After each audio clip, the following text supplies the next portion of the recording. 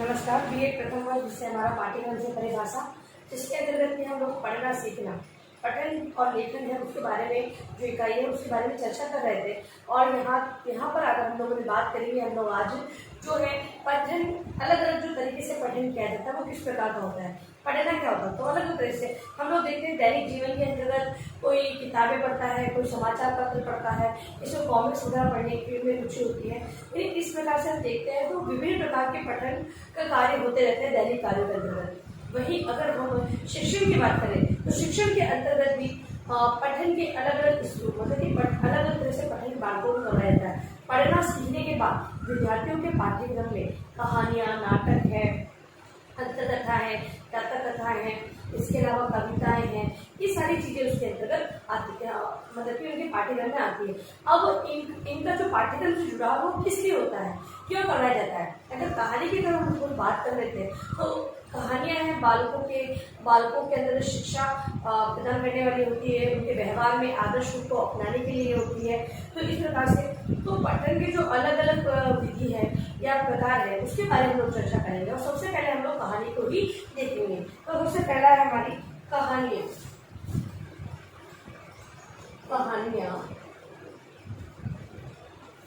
हम लोग यहाँ पर पर्टिकुलर किसी कहानी को नहीं लेंगे कि कोई शेर और चूहे की कहानी है, ऐसी कहानी नहीं लेंगे। कहानियां किस प्रकार की होती है, इसकी विशेषताएं क्या होती है, पाठ्यक्रम में इसको लिया गया है तो क्यों लिया गया है, क्या कारण होता है, किस स्तर के बालकों के लिए किस प्रकार की कहानियों का समावेश किया जाता है, ये चर्चा हम इस वीडियो के अंतर्गत यहाँ पर करने वाले हैं। तो कहानियों के अंतर्गत कहानी की उपयोगिता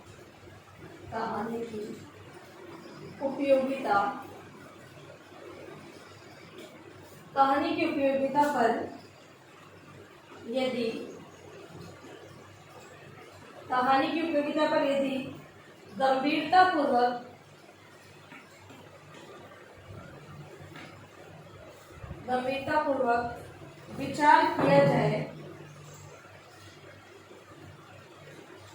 विचार किया जाए तो सर्वप्रथम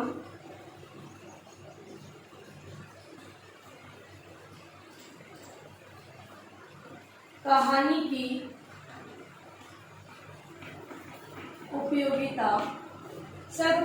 की उपयोगिता हमें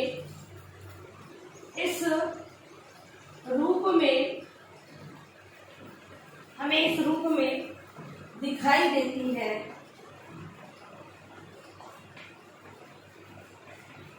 कि कहानी संभवतः ही मनोरंजक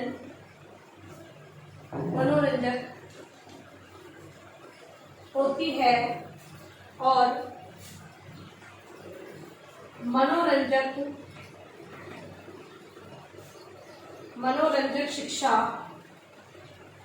शिक्षार्थियों के लिए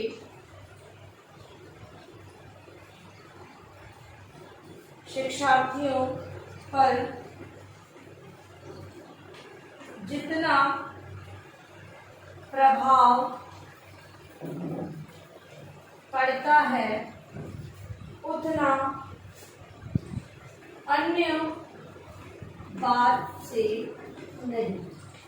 मतलब कहने का मतलब ये कहानी की उपयोगिता गंभीरता से विचार किया जाए तो ये ज्ञात होता है कि कहानी है वो अपने स्वभाव में ही मनोरंजन होती है, मनोरंजन प्रदान करने वाली। तो अगर मनोरंजन को शिक्षा से जोड़ दिया जाएगा तो बालक है वो सही मतलब कि मनोरंजन को अपनाते हुए शिक्षा ग्रहण करने में आगे आएंगे। अगर कोई चीज मनोरंजन है तो विद्यार्थियों से आसानी से समझ सकेंगे, उनकी समझ उसमें विकसित हो सकेगी। इस हेतु वो कहानी को स्वतः ही अपनाएंगे। मनोरंजक होने के साथ साथ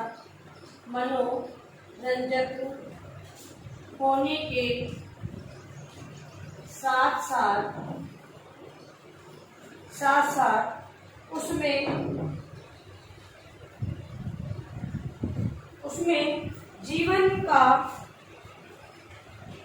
संदेश, पूर्वजों के अनुभव आदि भी होते हैं। कहानियाँ आज की या अभी भी बने हुए नहीं है।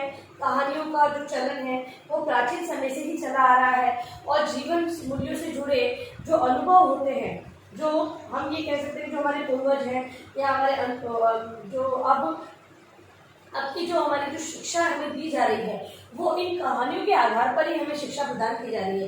इनके पूर्वजों के जो अनुभव थे उन अनुभवों पर आधारित ये कहानियाँ हमें आज के अपने व्यवहार की शिक्षा प्रदान करती है। सत्य रहस्यों का उद्घाटन तथा आदर्शों और आकांक्षाओं की अभिव्यक्ति भी निहित होती है। ठीक है, इसके अलावा जो ये कहेंगे सत्य है, रहस्य है, या जो आकांक्षा या अभिव्यक्ति इसके अंतर्गत कहानियों में निहित होती है। इसके अलावा यदि इन सभी तथ्यों के साथ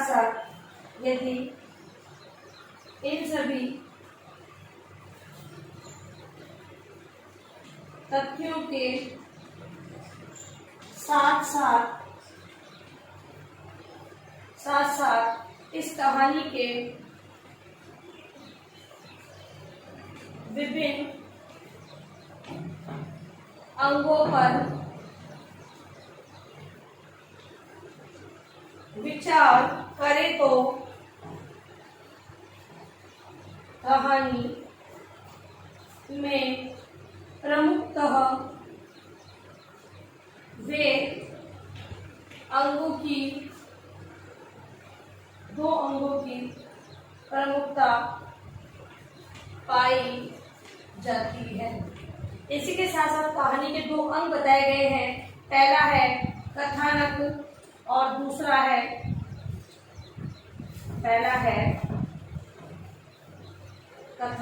दूसरा क्या होता है? भाषा शैली। ये कहानी के प्रमुख अंग माने गए हैं। इसके अलावा कहानी की अन्य जानकारियां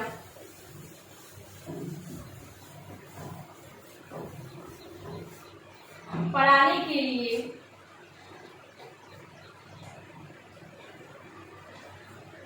के लिए किसी भी उपयुक्त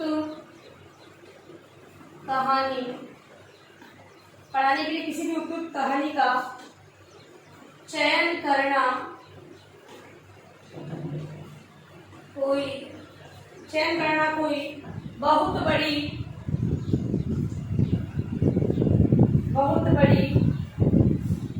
समस्या नहीं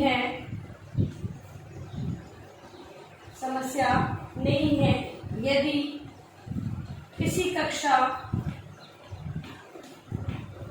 कक्षा को पढ़ाने के लिए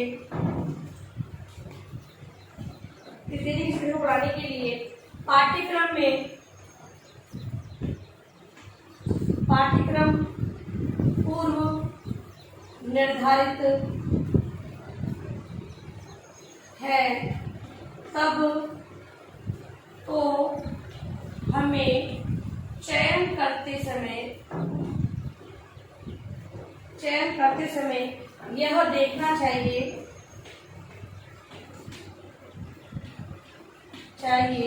कि किस पाठ को पढ़ने के पश्चात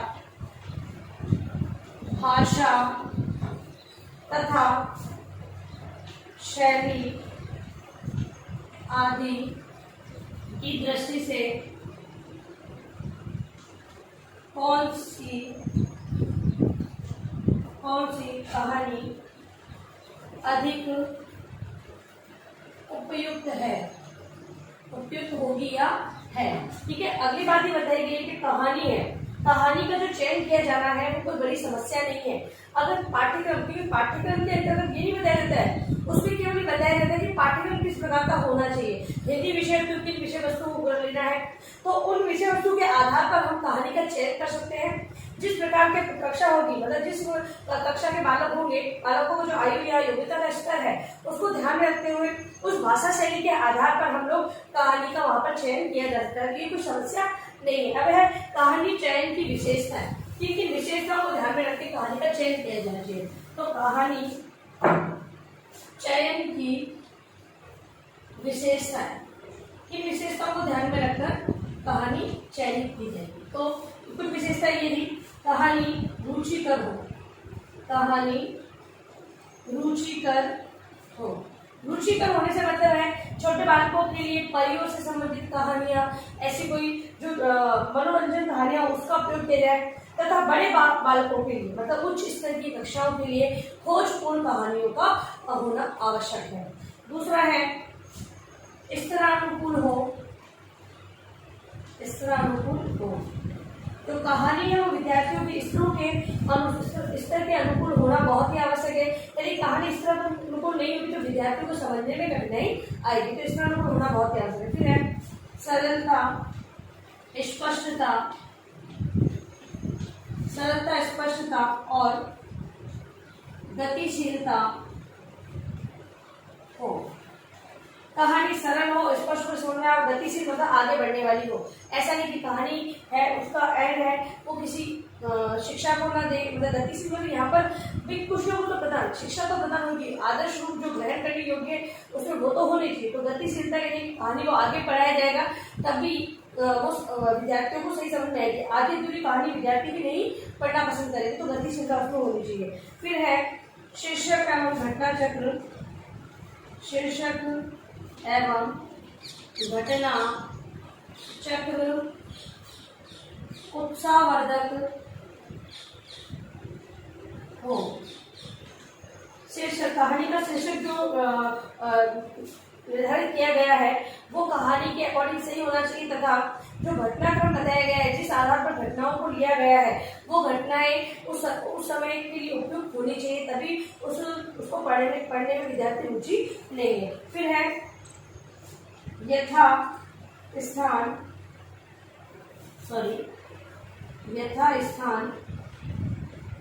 वार्तालाप। कहानी के अंतर्गत जहां जहां आवश्यकता हो वहां पर वार्तालाप दी हुई होनी बहुत ही आवश्यक बताई गई है। फिर है सत्यम शिवम सुंदरम,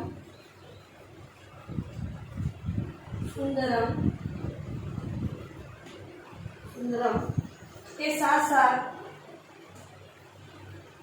जीवन मूल्यों को अपनाना, जीवन मूल्यों को अपनाना।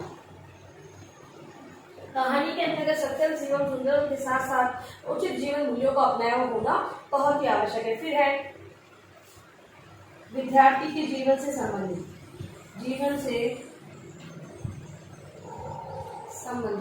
अगली बात ये कही गई है विशेषता के अंतर्गत कि कहानी है वो बालकों के जो वास्तविक जीवन है उससे संबंधित होनी चाहिए, क्योंकि वास्तविक जीवन से संबंधित होगी तो विद्यार्थी जिन चीजों के बारे में जानते हैं उसको पढ़ना, उसको समझना में वो रुचि लेते हैं। इस हेतु बताया गया कि जीवन से संबंधित होनी बहुत ही आवश्यक है। फिर चरित्र प्रधान होना।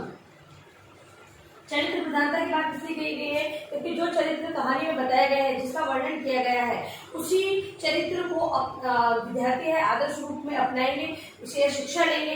इस हेतु चरित्र प्रधान होना बहुत ही आवश्यक है। और लास्ट है सुखात्मक हो। सुखात्मक मतलब ये इसका कहने का मतलब ये है कि सुखात्मक होने से तात्पर्य ये है कि जो कहानी है वो विद्यार्थियों को सभी प्रकार का सुख प्रदान करेगी। अगर मान लो शब्द भाषा शैली अगर कठिन होगी तो विद्यार्थी समझ में नहीं आएगी और अर्थ को ग्रहण करेंगे तभी उन्हें कठिनाई आएगी। तो इस हेतु कहानी है वो सरल सहज स्पष्ट रूप में दी होगी, चरित्रता प्रधान होगी, तो विद्यार्थी क्या है उसे आनंद लेते हुए उस कहानी को पढ़ेंगे। तो सुखात्मक होनी चाहिए। अब अपना गृह कार्य प्रश्न लिखिए।